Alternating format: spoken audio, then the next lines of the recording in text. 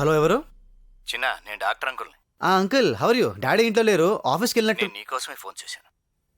నా కోసమా? చెప్తాను, ఒకసారి నా దగ్గరకు రా. Okay uncle. Hi uncle. రా చిన్న. ఏంటి అంకుల్ అర్జెంటుగా రమ్మన్నారు? మీ నాన్నగారు ఎంత కష్టపడి పైకి వచ్చారో తెలుసుగా. ఛాన్స్ వచ్చినప్పుడల్లా మా అమ్మతో చెప్పిస్తున్నాడు, నేను వింటం లేదు. ఇప్పుడు మీతో చెప్పిస్తున్నాడా?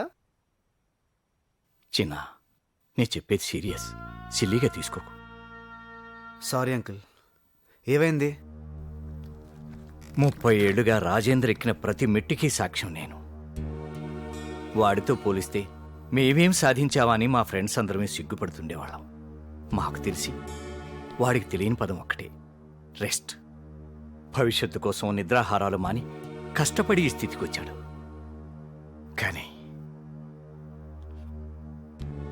ఇక మీదట వాడికి కావాల్సిందే రెస్ట్. డాడీకి ఏమైంది అంకుల్? ఏమీ కాకూడదని నిన్ను ఇక్కడికి పిలిచి చెప్తున్నాను. నిన్నేదో టెన్షన్లో నా క్లినిక్కి వచ్చాడు. టెస్టులు చేశాను. He's in danger.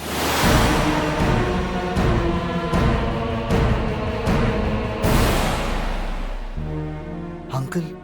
అవును చిన్న, తన రక్తనాళాలు చాలా వీక్గా ఉన్నాయి. ఫిజికల్గా కానీ మెంటల్గా కానీ ఏమాత్రం స్టెయిన్ కలిగినా గుండెపోటు వచ్చే ప్రమాదం ఉంది. ఈ విషయం వాడికి కూడా తెలియదు. ఏదో జనరల్ వీక్నెస్ లేని చెప్పి పంపాను. ఇప్పుడు నిన్నే పిలిపించేందుకు చెప్తున్నాను అంటే, ఒక్క నిన్ను తప్ప మీ ఫ్యామిలీ మెంబర్స్ అందరినీ తను చాలా సున్నితంగా పెంచాడు. నువ్వు మీ తాతయ్య దగ్గర రఫ్గా పెరిగావు. నీకుండే చాలా గట్టిది. ఇంకో విషయం చిన్న, తను బిజినెస్ తర్వాత ఎక్కువగా ఆలోచించేది నీ గురించి. నీ భవిష్యత్తు ఏమవుతుందా, నువ్వేమైపోతావా అని ఎప్పుడూ టెన్షన్ ఫీల్ అవుతుంటాడు. తనతో ఎక్కువ వాదులాడేది నువ్వే. చూడు, నీ కారణంగా తన పరిస్థితి చేయదాటిపోకూడదు. చిన్నవాడివే. అంకుల్, మా నాన్నంటే నాకు ప్రాణం. ఈ ప్రపంచంలో అందరికంటే, మా అమ్మ కంటే కూడా నాకు మా నాన్నంటేనే ఎక్కువ ఇష్టం. ఏదో సరదాగా ఆర్గ్యూ చేస్తాను కానీ I really love him uncle. నా కారణంగా ఏ ప్రాబ్లం రాదు. ఏ కారణంగా ప్రాబ్లం వచ్చినా నేను సాల్వ్ చేస్తాను అంకుల్. కానీ ఈ విషయం మాత్రం ఎవరికి చెప్పద్దు ప్లీజ్. ఇందుకే నీతో చెప్పాను. నీ మీద నాకు నమ్మకం ఉంది చిన్న. All the best. అమ్మా, స్వీట్ తీసుకో. ఏంట్రా విశేషం? వాటి నుంచి ఆఫీస్కి వెళ్తున్నా. నాన్నగారు రమ్మన్నారా? ఇవి తీసుకెళ్ళి నువ్వు రికమెండ్ చేస్తే నేను రమ్మంటారు. నేనా? అవునమ్మా.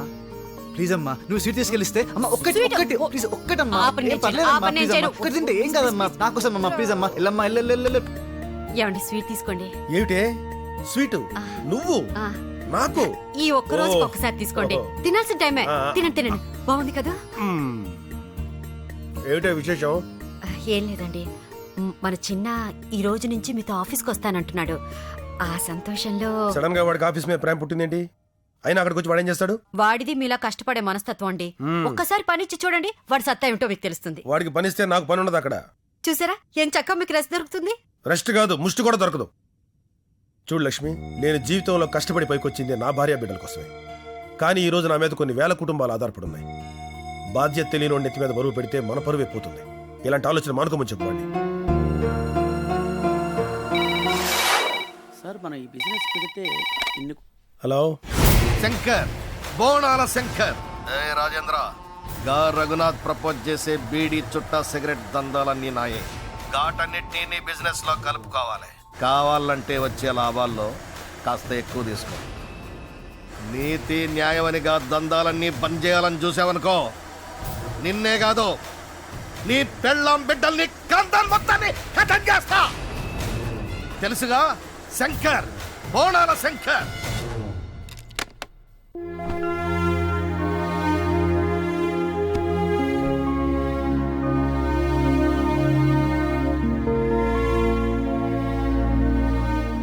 ఏమిటండి అలా ఉన్నారు? రఘునాథ్ బోనాల్ శంకర్తో ఫోన్ చేయించాడు.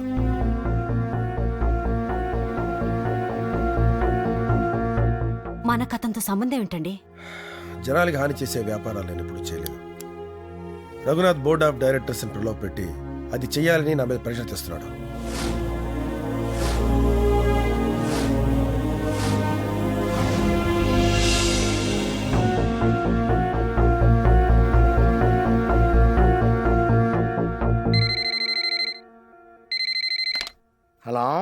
ఎస్టీఎంటీ డైరెక్టర్ చంద్రశేఖర. అవును. ఏంటన్నా జనాల ఆరోగ్యంతో వ్యాపారం చేద్దామని తెగ సంబరపడుతున్నావంట? ఎవరో గణపతి. ఏ గుళ్ళో ఇచ్చాయా? శ్రీశైలం. శ్రీశైలం చూడుంటాడు కానీ గణపతి ఉండడే. హ, ఆయన గుళ్ళో ఉంటాడు, నేను అడవిలో ఉంటాను. అన్నలా బాగానే గుర్తుపట్టావు. చూడన్నా, ఈ టొబాకో బిజినెస్ స్టార్ట్ చేసావనుకో, గుండు డైరెక్ట్ గా గుండెల్లో దిగిపోద్ది.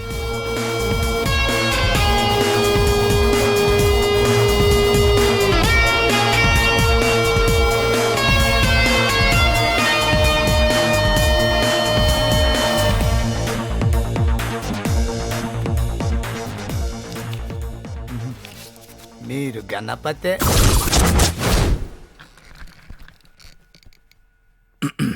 సారీ సార్, మీరు ప్రపోజ్ చేసిన టొబాకో ప్రోడక్ట్స్కి మా మద్దతు వెనక్కి తీసుకుంటున్నాం. మొన్న మీరే కదా అందరూ ఒప్పుకున్నారు. నిన్నంతా ఆలోచించాను సార్, ఎందుకో అంతరాత్మ ఒప్పుకోవటం లేదు సార్. ఇంత సడన్ గా ఒపీనియన్ చేంజ్ చేసుకుంటారా? శ్రీశైలం మల్లికార్జున స్వామి రాత్రి కల్లోకి వచ్చి ఈ బిజినెస్ వద్దన్నాడు సార్. ఆయన మాట అన్నా నాకు చాలా గురి సార్, అందుకే నేను డ్రాప్ అయిపోదాం అనుకున్నాను సార్. ఇట్టో నాకు కూడా అలా జరిగింది సార్. రాత్రి భద్రాచల రామయ్య కల్లో కనిపించి అదే చెప్పాడు. దేవుడు వద్దన్న బిజినెస్ చేయడానికి మనవెవరం sir? What the hell are you talking?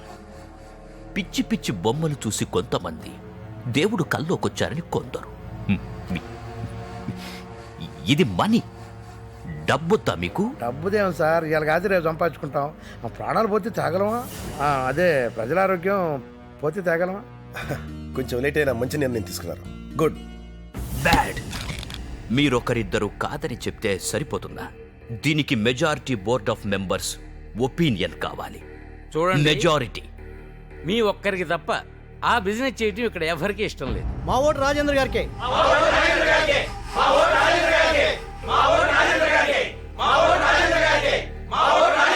చూడు మిస్టర్ రఘునాథ్, 10 మందిని కాదని మీరేం చేయలేరు. మీ మీద గౌరవంతో మీకు 15 రోజులు టైం ఇస్తున్నాను. మీ నిర్ణయం మార్చుకోండి.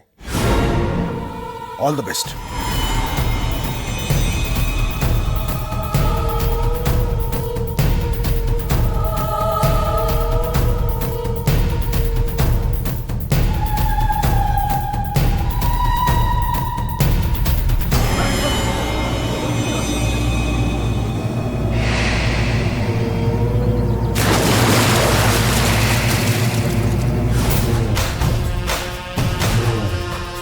నా బిజినెస్ లన్నీ నాయన ఎరుకుండి కూడా మీరు నాకు సపోర్ట్ ఇయ్యలేదంటే దేవుడు మీకు ఆయుషంకి ఇయ్యనట్టే లెక్క. ఇంట్లో చెప్పొచ్చినారా? సార్ ముందు మీకు భయపడే ఓకే అన్నాం సార్. కానీ లాస్ట్ మినిట్ లో నక్సలైట్ ఫోన్ చేసి బెదిరించేసరికి నడివింట్లో అన్నలు ఎందుకు వచ్చిండ్రా? కథలెన్నీకి నేనేమన్నా పోరగాడినా? మేము చెప్పేది నిజం సార్. అమ్మతోడు మీ అమ్మ బతికుందిరా? 10 సంవత్సరాల క్రితమే చనిపోయింది సార్. సచ్చినోళ్ళ మీద ఒట్లేస్తావు, నిజమని చెప్తావు, నన్ను నమ్మమంటావు. నర్సింగ్ సార్ వీళ్ళ అమ్మతానికి పంపి. సార్ ఆగండి. వాళ్ళు చెప్పేది నిజం.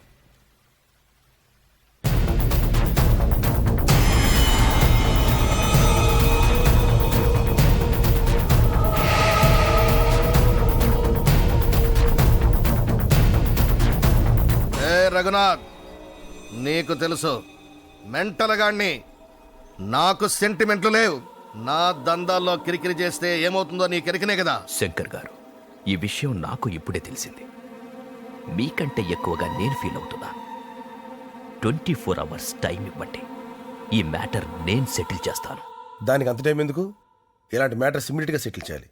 లేకపోతే దేవుడు కోపం వస్తుంది రోయ్. ఈ 5 lakhs తీసుకెళ్లి క్యాష్ చేయించి ఉండిలో వేయించారా? సరే నాన్న. అవును, అమ్మాయి నువ్వు last month Europe trip plan చేశారు, ఏమైంది? అంటే ఈ టెన్షన్స్ లో ఎందుకని. ఇంకా టెన్షన్ ఏంట్రా? అంతా హ్యాపీ. ఏమన్నా మేడం గారు, తొందరగా జ్యూస్ ఇవ్వండి. ఇంత లేట్ దానికి? ఏమిటండి అంత హుషారుగా ఉన్నారు? ఏం లేదు లక్ష్మి, పొల్యూట్ అవుతుంది అనుకున్న మన వ్యాపారం దేవుడి దేవల పవిత్రంగానే ఉంది. అందుకే దేవుడికి థ్యాంక్స్ చెప్పుకుందామని. అంతకంటే ముందు థ్యాంక్స్ చెప్పాల్సింది మన చిన్నవాడికి. వాడికా? బోర్డ్ ఆఫ్ డైరెక్టర్స్ అందరికి ఫోన్ చేసి బెదిరించింది వాడే. ఇదిగో మీకిలా కోపం వస్తుందనే వాడు చెప్పొద్దన్నాడు. మీరు ఆనందంలో ఉన్నారు కదా అని చెప్పాను. అయినా వాడు చేసింది మన మంచికే కదండి. చూడండి. ఎరా ఫోన్ చేసి బెదిరించావా? తప్పు కదా. డాడీ బతిమాలతో చెప్పారు, విన్నారా వాళ్ళు? ఆయన మంచితనాన్ని చేతకంతనంగా తీసుకున్నారు కాబట్టి నాకు చేతనైంది నేను చేశాను. లయన్ రాజేంద్ర అంటేనే నిజాయితీ, నమ్మకం. ఆ నమ్మకాన్ని నమ్మకానికి పెట్టారు. చూస్తూ ఊరుకోమంటావా? డాడీ, నా తప్పు ఒప్పు నాకు తెలియదు. మీరు బాధపడుతుంటే చూస్తూ ఊరుకోలేదు. నేను మీ సంతోషం కోసం నేను ఏదైనా చేస్తాను. నేను చేసిన తప్పు అనిపిస్తే నాకే పనిష్మెంట్ ఇచ్చినా ఓకే. తప్పు నీది కాదురా చిన్న, నాది. ఇన్నాళ్ళు నీలో ఆకతాయితనం చూశాను, కానీ ఇంత ఆలోచన ఉందనుకోలేదు. తాతయ్యని ఫాలో అవుతున్నావంటే ఏమిటో అనుకున్నాను. మా నాన్న ఒక మాట అంటుండేవాడు, ముళ్ళును ముళ్ళుతోనే తీయాలని. అలాంటి ఎదవలకి ఎలాగే బుద్ధి చెప్పాలి. I appreciate you my boy. నాన్న, రఘునాథ్ గారి ఫోన్. కట్ చేయి, మనమే డైరెక్ట్గా వెళ్ళి మాట్లాడదాం.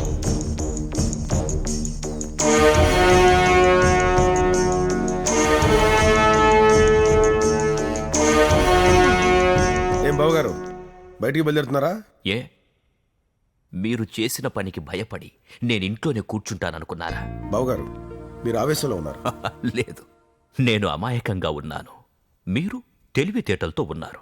అందుకేగా ఈ డ్రామాలు. జరిగింది వివరంగా చెప్పడానికే డైరెక్ట్గా వచ్చాను. కాదు, మీరు చేసిన చీటింగ్ సమర్థించుకోవడానికే ఇక్కడికొచ్చారు. చూడండి, చిన్న వెళ్ళిన దారి తప్పేమో కానీ వాడు చేసింది కరెక్ట్ అని నా ఫీలింగ్. మీకు ఫేవర్గా చేశాడు కాబట్టి అది తప్పు కాదు. నన్ను బోర్డ్ ఆఫ్ మెంబర్స్ అందరి ముందు ఇన్సల్ట్ చేశాడు కదా, అది కూడా తప్పు కాదు. బిజినెస్లో నన్ను ఎదిరించలేక రిలేషన్షిప్ అడ్డం పెట్టుకొని వెన్నుపోటు పొడిచారు, అది తప్పు కాదు. మిస్టర్ రఘునాథ్, ఇప్పుడు ఏం చెప్పినా మీరు అర్థం చేసుకునే పరిస్థితులు లేరు. వద్దు, ఇంకేం చెప్పొద్దు. ఓకే, ఇప్పుడు ఏం చేద్దామంటారు? నువ్వు బోర్డ్ ఆఫ్ డైరెక్టర్స్ ముందు సారీ చెప్పు. ఈ బిజినెస్ కంటిన్యూ చేస్తేనే ఏదైనా, లేదంటే నాకు నీకు ఏ రిలేషన్షిప్ లేదు, కట్ చేసుకుందాం. ఓకే, అంత అదృష్టం మీకు లేకపోతే నేను మాత్రం ఏం చేయగలను? అలాగే కట్ చేసుకోండి. ఓకే, మనం అంతకు ముందులాగే ఇప్పుడు రైఫల్స్. ఇక నీతో మాటలు అనవసరం, బయటికి పోరా. Give respect and take respect.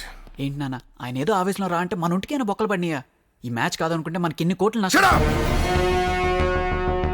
ఇదే మాట నా చిన్న కొడుకు ముందనుంటే వాడి గొంతులోంచి సౌండ్ వచ్చేలాగా వాడి తల తీసి నా కాళ్ళ ముందు పెట్టేవాడు. వాడా నా కొడుకంటే? వాడు నా కొడుకు చేయాల్సిన పని ఇప్పుడు నేను చేయాల్సి ఉంటుంది. మర్యాదగా బయటికి వెళ్ళకపోతే కాలర్ పట్టు. చేతులు దురదగా ఉంటే ఆయన కాళ్ళు పట్టుకో. కాలర్ జోలికొచ్చావో ఇలాంటి సంస్కారం లేని వాళ్ళతో మనకే సంబంధం వద్దు. ఈ పెళ్లి క్యాన్సిల్ చేసుకుందాం.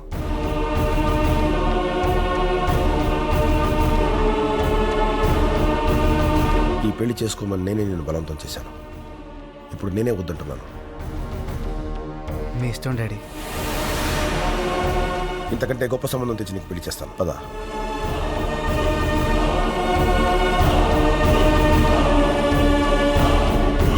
సునంద, వాళ్లకు మనకు ఇంకే సంబంధం లేదు. Match cancel. అది కాదు డాడీ. నో డాడీ, మర్చిపో, అంతే.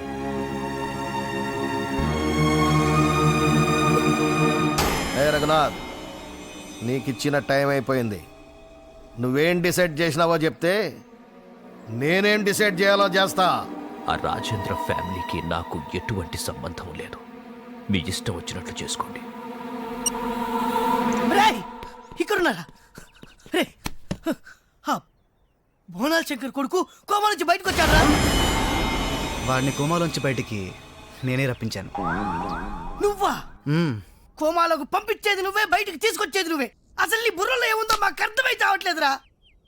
రే, వాడికి లింకు లేని పొలిటీషియన్ లేడు, వాడికి తెలియని మాఫియా లీడర్ లేడు. వాడు తలుచుకుంటే నిన్ను.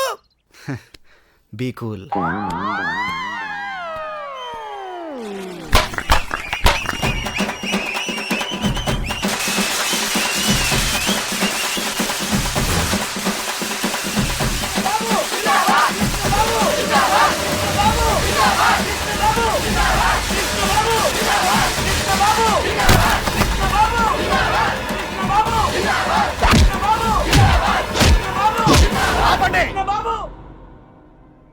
ఏంది బేటా గెట్లుండవు? బాపు, నన్ను కొట్టి కోమాలో పంపినోడు నెత్తురుతో అభిషేకం చేస్తావు అనుకున్నా. నీ నెత్తురుతో బొట్టు పెడతావా? గాడెవడో తెలియకుండానే బేటా గమ్మునుండాను. చెప్పు, నా కొడుకును కొట్టిన నా కొండెవడో చెప్పు. లాయన్ రాజేందర్ కొడుకు జగన్.